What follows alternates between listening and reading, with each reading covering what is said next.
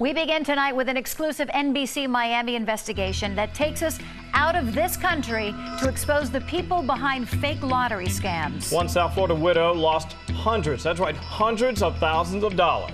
So tonight, NBC Miami goes to Jamaica to search for the criminals. Why don't you just come clean and tell us? I know exactly what is going on in Jamaica with lottery scam.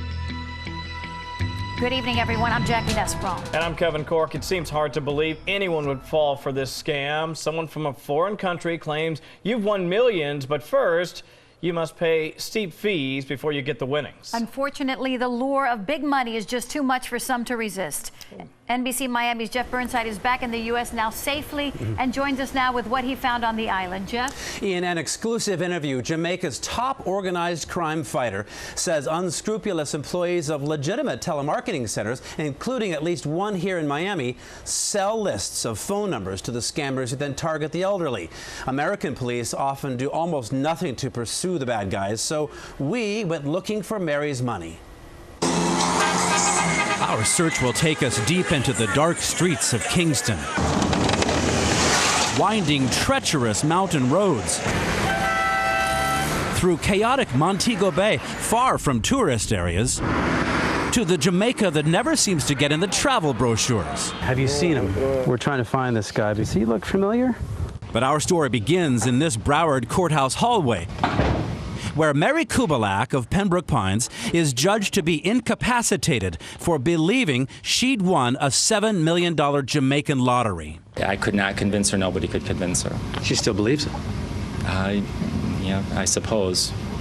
It's a sad, tough case. Mary's own financial advisor took her to court to stop her from sending money to her Jamaican scammer, who had convinced her she must pay fees to get her millions.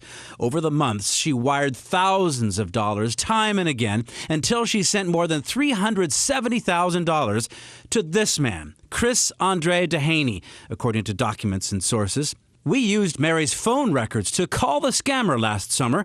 He posed as a woman. If I had a way to take Mary $35,000, honestly to God, I would take it. Thank you. All right, have a good day. So we go to Jamaica to confront Dehaney, not knowing what we'd find. Our source says Dehaney lived in this gated community outside of Kingston in the town of Portmore, where inside his house he ran his broad scam. This guy is suspected of stealing $370,000, maybe $400,000 from one old woman in Miami. Would really like to catch this guy. Guards remember him. We even know exactly which townhouse he's renting. Now, if somebody's going to rent a home... Property owners block our entry and insist he no longer lives here. Our trail grows cold. For now. In Jamaica, we learned secretive, fraudulent telemarketing is an industry, a cartel, bringing in hundreds of millions of illicit U.S. dollars, leading to nearly 300 murders in 1 year alone, police say. The proceeds from the lottery scam is used in Jamaica to purchase guns, ammunition. Our search for Chris Andre Dehaney heats up again when the plate for this very car he drove comes to an address on the other side of these mountains. So we follow an unmarked police vehicle along hours of twisting, dangerous mountain roads. We check in with local police who tell us the address is on this street. Ever seen him before? So we've gone from the beginning of Armstrong Terrace to the end of Armstrong Terrace, and the best we can figure, this is 30 Armstrong Terrace, another dead end. Prosecutions of lottery scammers have slowed because embarrassed or scared or senile Americans don't want to come to Jamaica to testify. Lesser charges often don't stick. The real answer, says Superintendent Bailey, is extraditing lottery scammers to America's federal courts. Because the Jamaicans are afraid to be extradited to the United States. Whatever evidence they need, we will supply it. We can do so much from our end. Our search now leads us to Montego Bay's gritty downtown.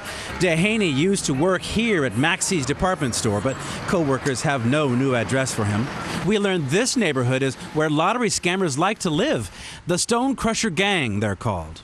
In fact, police say they've conducted more than 30 raids on homes just in this area, all connected with the lottery scam. But without an address. Hey, it's Jeff Burnside again. We resort to contacting Dehaney directly, even though it tips him off that we're here. Well, don't expect him to call us back, but it's certainly worth one last try. Then suddenly he calls. I know exactly what is going on in Jamaica with lottery scam. I think your name is Chris Andres Duhaney. I think you took $370,000 from Mary Kublak. I've never spoken with Mary before. I've never seen you before. I've never even been to America before.